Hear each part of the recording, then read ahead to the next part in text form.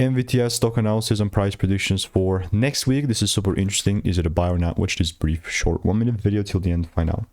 Especially since I'm looking at Navitas, it came into my demand zone, and actually the one thing that it needs to give me, the only one thing that I want to see is a full candle close above $7. It's just the exact level. It's 666 right now, which is not a great number.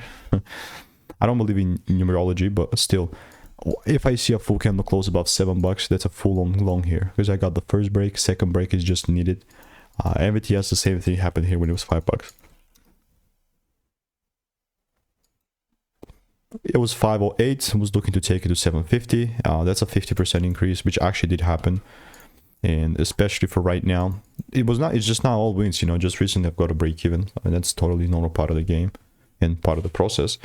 And from here on, there's really nothing that I'll be adding unless just waiting to add buys if rules are met. That's it. And I do have a good amount of receipts with 47 results in the Discord here as well. So if you want to stay tuned and get free money making emails and insights, click the first link in the description, and I will continue to keep you updated. Goodbye.